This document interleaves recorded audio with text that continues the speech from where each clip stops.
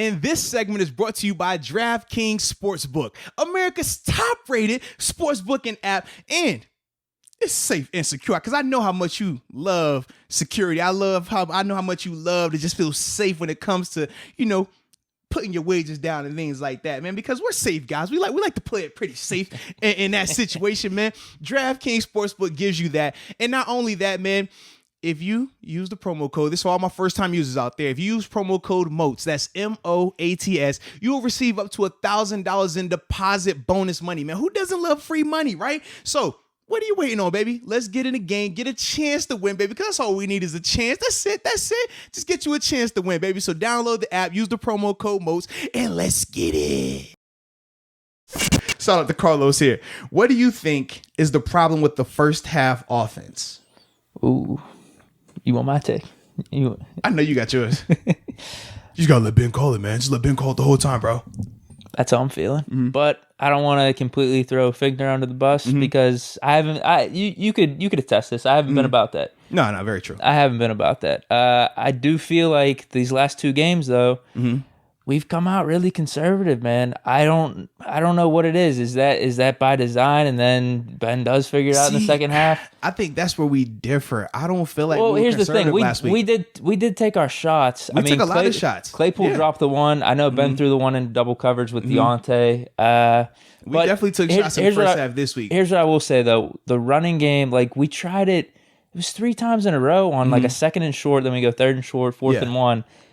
Like that, I don't know. That type of stuff's where it really throws me off. See, for me, this is my issue. You would think 3rd and 1 or 2nd and 1, right? Especially 2nd and 1. We always call that a waste now. So 2nd and 1, you don't mind calling whatever you want to call because you feel like your offensive line and running game should be able to pick up 1 yard. So when we talk about the calls on 2nd and short, they can be conservative or they can be super aggressive because you always feel like I have that luxury. And then especially when you're in Pittsburgh and you think about our offensive line and running back, you would always assume like I shouldn't have to call a intricate play to get 1 yard. I should be able to just say line up, move them off the ball. But we talked about how at times we've been really good in pass protection, but at times we haven't got the most movement up front. Yep. And that Cowboys D line, we highlighted them as well. We said if they were going to have a way to create some negativity, it would be with their edge rushers, that front group, because they do create havoc. They're good in that situation. I was just, like I said, surprised that we could not move them off the ball consistently enough. And that was the difference. I feel like first half to second half. Second half, we still didn't move them off the ball. You look at the rushing stats. I mean, our running game was abysmal. But the difference was we just simply said we're just gonna air it out. We're gonna go empty formation and throw it. But then the problem with that is your offensive line is all on one-on-one. So when they're winning, it's great. But when they're not, we saw some of the shots that Ben would take.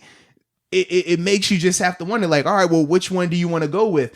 So even when we're talking about Ben potentially being the guy to call the whole game, first off, it's tough to do. And you could even see in the second half, it wasn't like Ben lit it up. Like he did play a lot better in the second half, and as a whole, the offense did. But it's a reason why your offensive coordinator makes those calls, and you have a guy in the booth because you can just see it better. You can see the whole field. Your vantage point at eye level on the field is going to be different in terms of what you can see from a coverage standpoint, pre and post snap. You might know, hey, that was a cover 3, but when the guy up top is telling you, man, that really wasn't cover 3, it was a 2-man. But because you're on the field, you can't see it like that. So the longer you go with that thought process of, oh man, I'm gonna just call it at the line, you open yourself up to get tricked. So that's the biggest reason why you like him to do it in spurts, but you don't want him to go out here and exclusively from start to finish do that, because it's gonna be a recipe for disaster in the long-term effect of it. Well, and I feel like just common sense, you have a game plan, you have your scripted plays going in, correct? Yeah, but it's only 15 plays that are scripted. So how many was that? That at least takes up the first quarter, correct? Typically for us this game. No. So yeah, this game obviously, but typically your first 15 plays could legit be 2 series. If you have a 7-play or a 9-play drive and you come back with another 4 or 5 play, I mean, you're pretty much out of there. So we would always say on defense, we know the first 2 series, get ready for the wacky stuff, because typically in your first 15 plays, you're going to get some trickeration. You're going to get some aggressive shots, right? You know, okay, first 2 to 3 plays might be the setup, but that third play, they're looking to take a shot downfield. And we saw that with the Steelers. We saw them, you said they took multiple shots. The difference was first half, They weren't connecting on the deep ball, nor were they getting the penalties. Second half, I mean, we said, man, that 99-yard drive that ended in a field goal, how many penalties was that aided by? I mean, it was 2 times on third down where they had a late hit or a personal foul on Big Ben. You had the Leighton Vander Esch pushing McFarland's hand down. We saw Jalen Smith where he bumps Claypool and Claypool falls down. Those are 3 15-yard penalties right there that aided the drive. So it wasn't as if Ben just came out and the whole second half just orchestrated this beauty. It was the penalties, and we understand the penalties. I mean, you can't guarantee they're going to happen. So that's why I don't take a lot of comfort in us getting those penalties because, I mean, dude, the Jalen Smith one where Claypool falls down after he bumps him, that's a 50-50. It's ticky-tack, but it's 50-50. The one where it was third and 10. Ben throw it wasn't an interception. I don't think it was an interception. This was where it would have been incompletion, but the I think it was DeMarcus Lawrence's hand touches his helmet. Yeah, it was the one to Claypool. Yeah, it's like, all right, is that a penalty? Yes. Is it ticky-tack? Yes. So with ticky-tack, you never know if a referee is going to consistently call that or not. We didn't see a lot of the blatant, oh man, it was 3 steps and he hit him late or he hit him at the knees. It would be, his hand kind of grazed his helmet.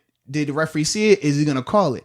So a lot of that aided the offense in the second half. So that's another reason why it's just like you don't want to go exclusively Ben calling the calls at line of scrimmage because it hasn't been this just beautiful scenario. Does it work at times? Yes. But it's not something that you're going to be able to exclusively do. I just think the biggest thing, they have to get this run game consistently going.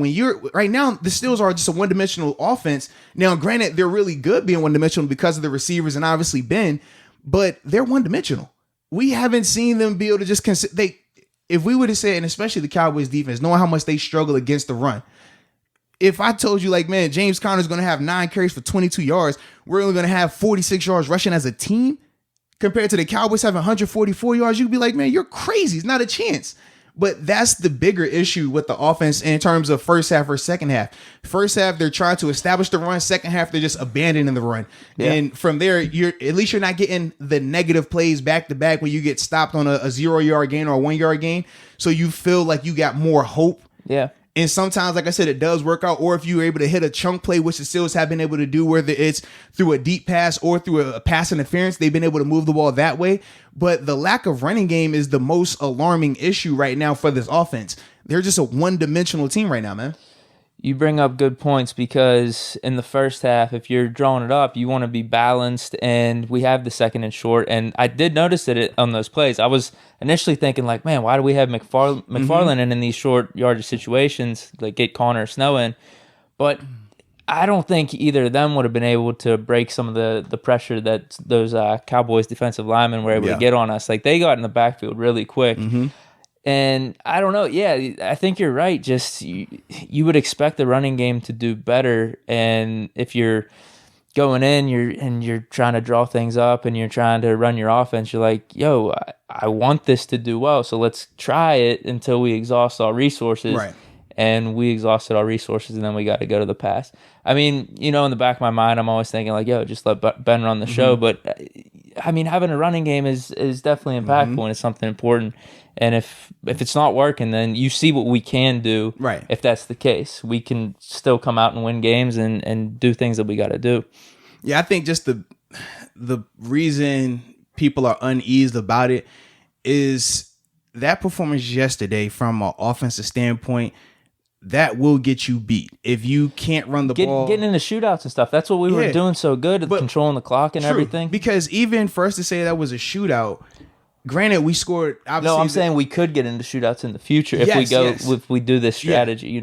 Yeah, but the problem is with that is, can you consistently score like that? And we've talked about at times where our offense hasn't been able to do that. Now, as it progresses, I think the biggest thing you have to get just some resemblance of a running game, because then from there, I mean, what Ben is able to do from a throwing standpoint, it will be elevated with these receivers and you can go from there. But right now, you're just asking these guys to just be better athletes and better throwing and catching than these DBs right now. And let's be real, that Cowboys defense, we said they're not that good. There's no reason why they should have even been able to hang with us first or second half, and they shouldn't have been able to hang with us on top of being aided with all the penalties that they were giving us. Like, that's the alarming part. If they were having all these penalties and we were just absolutely thrashing them, is different. But even in the second half, we never felt like, oh, we're thrashing these guys from an offensive standpoint. It was like we're moving the ball. We had the one drive where Juju had, 3 and 4 plays consecutively. We saw that, but we didn't see a lot of just our offense just airing it out on these guys, and they couldn't stop that. That was never the case. It was plenty of times when we got stopped, and it was just the penalty that extended the drive. So just understanding that, it gives you that false sense of, oh yeah, man, we actually did well throwing the ball on this team, where realistically, when you look at how our drives were aided, we weren't that efficient in the second half throwing the ball either. It was the penalties that really kept our stuff going. And then from there, we obviously took advantage of the penalties, but it wasn't like how it was in Baltimore or how it was in Tennessee. Like those scenarios, we felt good. It was like, no, you can see how we fully just took advantage going this route. That wasn't the case yesterday. I don't know. I still feel good about it because I don't know how many drops we had. I mean, Claypool had one, and he might have had That's one still on a part of the offense. No, I know. I know 100%, Mm-hmm. but those are things that I'm just going to trust Claypool or trust our receivers. And did Deontay have a drop? I can't remember. I don't know. I mean, he might have had one or two. I just felt like the offense looked really nice in the second half, I thought. But you are 100% right. It'd just be ignorant to completely dismiss that, we were benefited a little bit from some penalties. I did like how we looked, though, in the second half for sure. Yeah. I like it. All right. Then we got time for 2 more of these fan questions. All right. This one's a little bit longer, but I like this, I think. All right. Kevin Kazel. All right. This is from Kevin Kazel. All right. Mr. Moats, I keep saying it wasn't pretty, but it was pretty enough. My question for you is this. Will they start, in terms of Coach T and Randy Fichtner, will they start letting Ben call the offense earlier and being the offensive coordinator earlier in the game, giving him more reign to do backyard football and things like that? We know Ben is an 18-year vet, and he knows a thing or two about defensive alignments. Also, and he also says in his opinion, he thinks that him starting to call plays in the mid-first quarter will help, in terms of the game situation, in terms of the productivity. Then he also says, Steeler Nation from West Des Moines, Iowa, Mac Shack, where they watch the Steeler games for the Des Moines Steelers fan club. So shout out to Des Moines, Iowa, man. West Des Moines, so big time for that. But I think we kind of like hit on that a little bit in terms of, like, I'm good with it. I'm good if you want to do that, but I'm also good with us talking about, man, the running game is the problem. Can we try to figure this out one way or another? I don't really know the ins and the outs of all this stuff. I trust Ben. He's, like he mentioned, he's been in the league for how long, and you see the type of stuff he's been doing in these second halves. What he's done throughout his career whenever he's able to do like no huddle and just call the shots on the fly.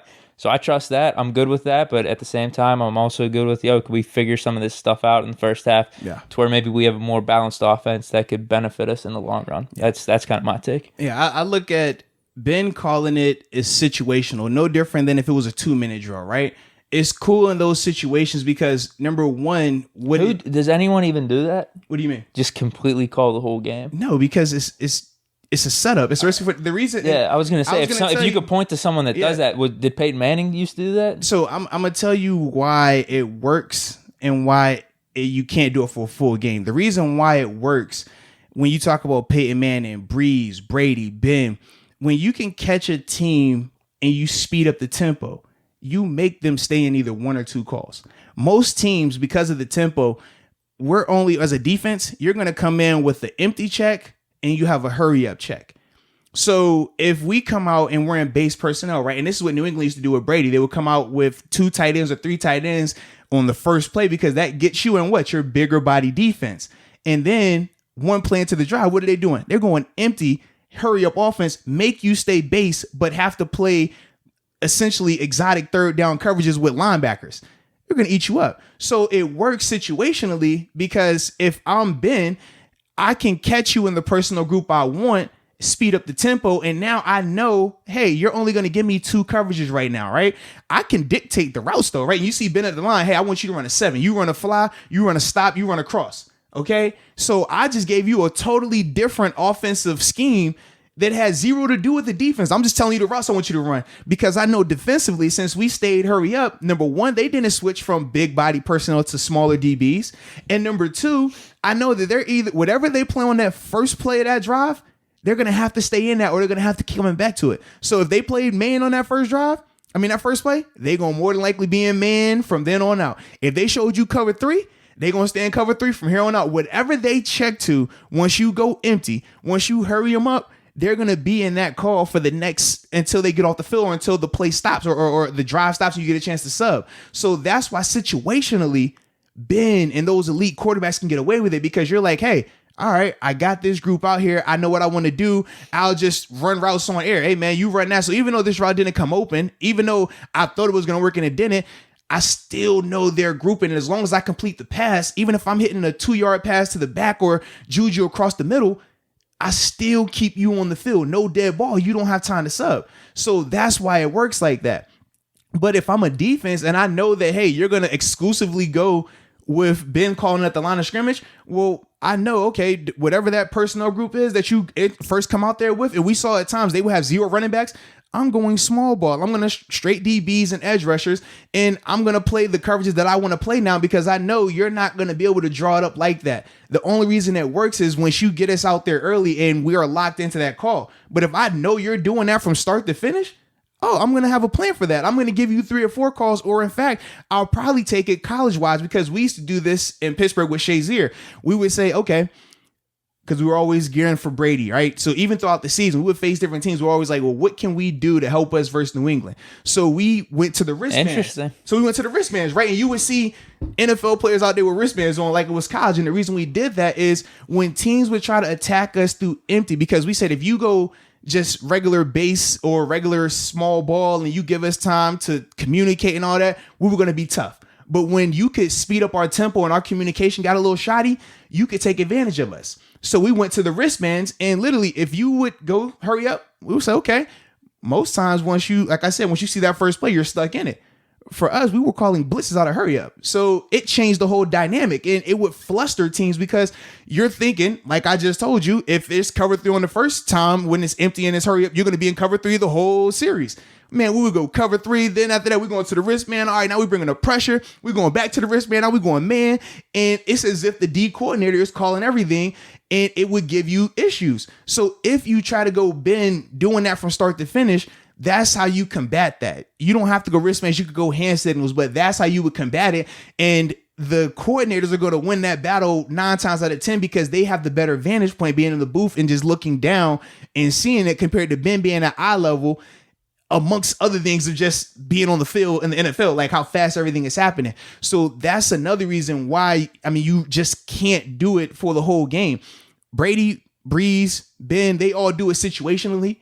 You can switch it up. It's like a change of pace, kind of like in basketball. If a team goes from playing zone defense, now we're going to throw the press on them. Full court press. I would just, it catches you off guard. It's cool situationally. But if you tell me from start to finish, you're going to press me, I can figure out a plan to beat that, and then ultimately make that press a weakness for you. So that's the whole dynamic of that. And that's why you don't see anybody do it from start to finish, because you're not going to be able to sustain that success. Mm-hmm. Yeah, well put.